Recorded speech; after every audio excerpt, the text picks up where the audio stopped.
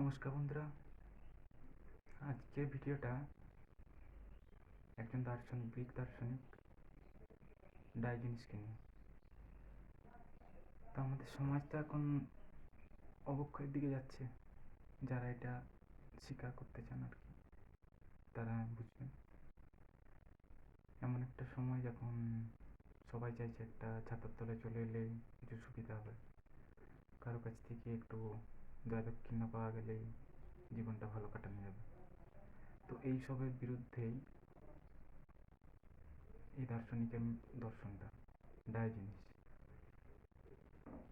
তার দর্শনটা কে বলা হয় স্টোইসিজম, বাংলায় বললে বৈরাগ্যবাদ বা কঠোরবাদ বলা যেতে পারে। গ্রিক বীর আলেকজান্ডার, তো এই আলেকজান্ডার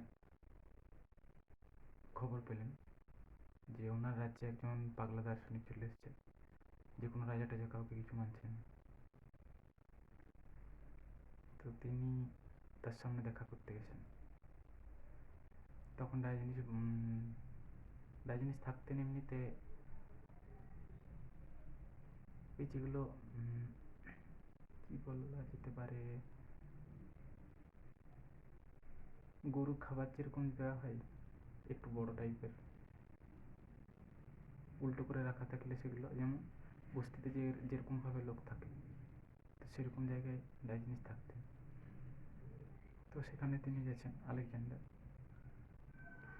গিয়ে ডায়োজেনিসকে তিনি জিজ্ঞেস করেন, মহাশয়, আমি আপনাকে কীভাবে সাহায্য করতে পারি বলুন। আপনার কোনো সাহায্য লাগবে কি? আপনার জন্য একটা খুব বড় বাড়ি আমি উপহার দিতে পারি, কিংবা কিছু স্বর্ণ মুদ্রা।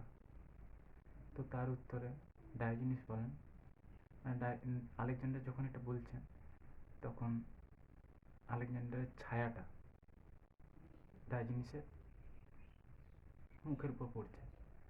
তো ডায়োজেনিস এই আলেকজান্ডারের কথাটা শুনে বলছেন যে আপনি পারলে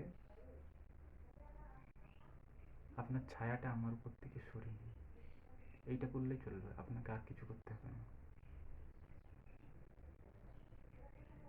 আশা করি বুঝতে পারছেন তার দর্শনটা কীরকম।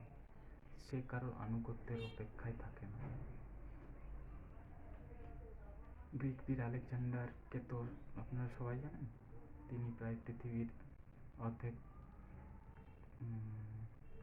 অর্ধেক জায়গাকে তিনি দখল করে নিয়েছিলেন। তাকে পরে জিজ্ঞেস করা হয় যখন, যে আপনি যদি আলেকজান্ডার না হতেন কি হতেন, এরকম কোনো ব্যক্তির নাম বলুন যে আপনি যদি আলেকজান্ডার না হতেন আপনি কে হতে চাইতেন। তো আলেকজান্ডার বলেন, আমি যদি আলেকজান্ডার না হতাম আমি দার্শনিক ডায়োজেনিস হতাম।